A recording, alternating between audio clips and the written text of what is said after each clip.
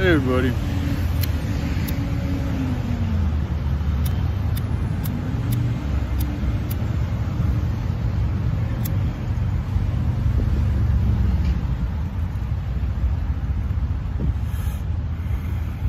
So, first of all, I got my shirt off. I'm not trying to make a habit of this because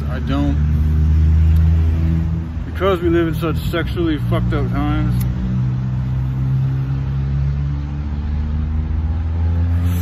Showing your skin off does, you know, it, like, even if me showing my skin off, I have no intention of trying to sexually fucking attract anybody. It doesn't mean other people aren't going to be sexually attracted by me. I'm not saying they are, but just anybody showing their skin off in general. It's also why the hair is supposed to be covered, one of the reasons. But I just ran like 4 miles relatively easy. I was surprised at how easy it was because I've been smoking and shit, but I guess my lungs are in better shape than I realized. My body just in general is in good shape, which is good to hear. You know, and I had to catch this fucking consignment store before they closed at 5 o'clock. You know, I tried to go and donate plasma because at the homeless shelter, they were like, yeah, you know, it's fucking easy, just go there. Like, and I even asked them, I was like, you need a permanent address, da, da, da. And they're like, nah, they made it seem like it was no fucking big deal. But I walk in there and sure enough, you need a permanent address to donate plasma. So I wasn't able to do that. I've been hoarding around in excess of good clothes, as I've mentioned before, since Jacksonville, since the dumpster me and Dustin found. So that was weeks ago. And I've been having this idea, you know, it's a resource. If I ever get really low, you know, there's an exchange I can do for these good clothes and get some resources. So fucking today I was like, fuck it, I'm gonna go and do it. And so here, I made it, you know, I got here. But my shirt is soaked in sweat. So fucking, that's why I have my shirt off right now. Just thought I'd share that. But I think, so some interesting things happened today. I met somebody last night who is being accused of being a child pedophile and a sexual abuser, and that his life is in jeopardy. These are things that he told me. And I told him he wanted to do a YouTube video. He's like, I want to share this with the world. I'm tired of all this bullshit. I want to clear my name. I want people to know it's fucking lies. So he wanted to make a video and wanted me to film him and put it on my channel. And I was like, sure, bro, I'll do that. Last night I was in the middle of downloading or uploading my video, so I was like, yo, I can't do it right now, but if you wait, we can do it afterwards. And he didn't want to sit around and wait, so we came up with doing it tomorrow at noon. We meet at the library. And I'd actually fucking forgot. It's kind of fucked up of me, but I did. But divine timing being what it was, I ended up walking back, you know, about 11:30ish. I was walking up to the library. And sure enough, just as I'm walking up to it, he gets dropped off by a truck. Like literally, like we're on the same road. I'm coming one way, he's going the other way. And he jumps out of the truck. He's like, what's up? And fucking, so we ended up spending a couple hours together, man. And he has a powerful anointing. And it's interesting because like on YouTube, throughout my years of watching various channels, I've seen a lot of talk about gang stalking and like targeted individuals, and I've never personally witnessed it in real life. Like my brother's been kind of paranoid about things, but I've never really felt like I've really been watched or anything like that. But let me tell you, after spending about a couple hours with this gentleman, somebody's watching him. Multiple people are watching this cat.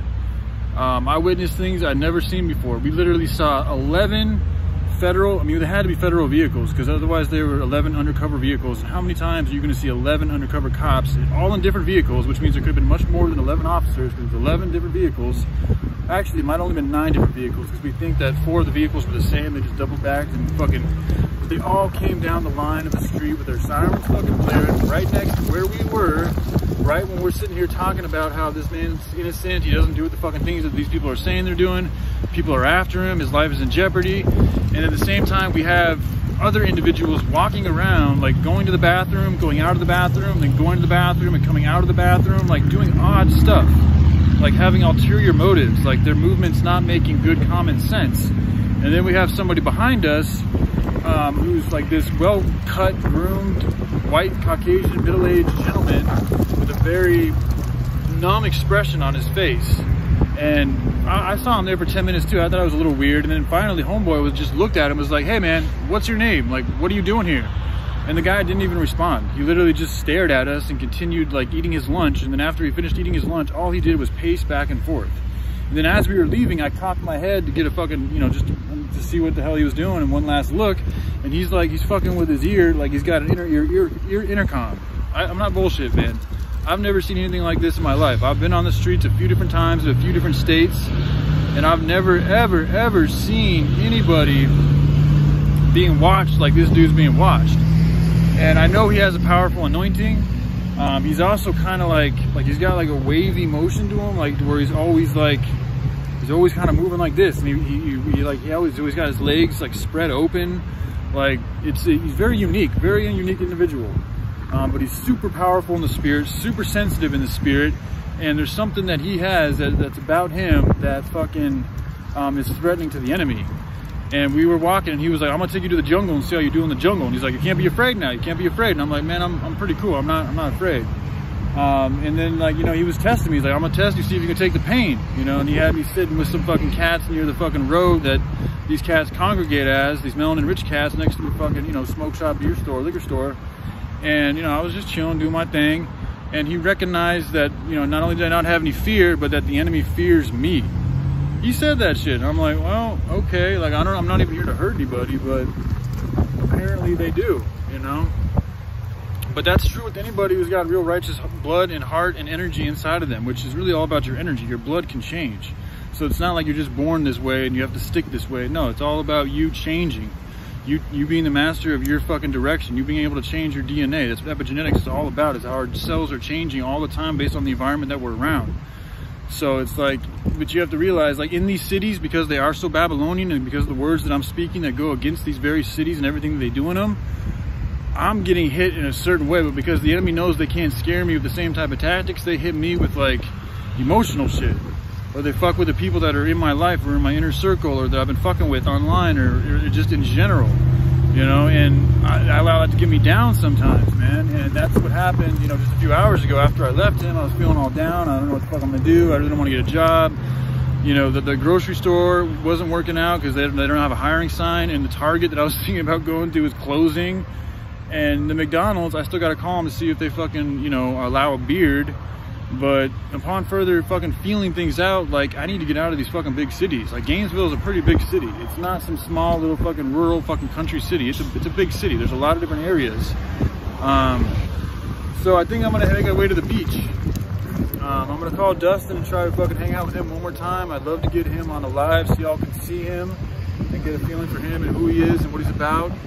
And then maybe also the gentleman I talked to yesterday, I'm going to be at the library at noon like I said I would, because we planned on doing it again, even though we left and separated ways. Like, he wants to continue to do this, so I'm going to meet him there at 12. I'll be there. If he's there, he's there. If not, not.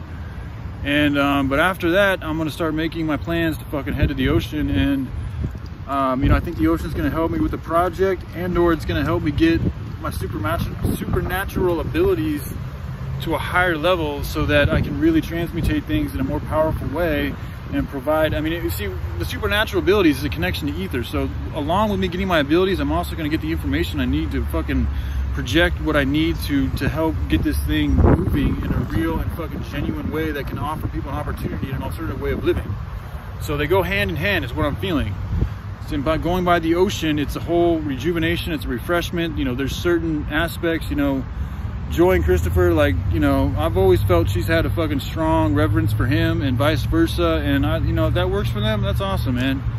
You know, to be honest, like, it's hard for me because, you know, obviously I pay a lot of attention to Joy, but I want them to be happy, man. And it seems like they're clicking much better than obviously I'm clicking, because I'm not really in that circle anymore. And so, for multiple reasons, it's good for me to head to the ocean and just cleanse myself. If I can, you know, quit smoking cigarettes, get back to exercising. Like this running, this 4 miles I just ran was beautiful, man. Running is one of my favorite things that I grew up doing cross country. I've always loved to run. I've always just ran on my own, and to experience it again and to feel like it's easy again was wonderful. It was beautiful, you know, especially if I'm around an ocean or a body of water where I can relax afterwards. And I love to swim too, so fucking I can swim in the ocean, and I can still get a job out there if I have to.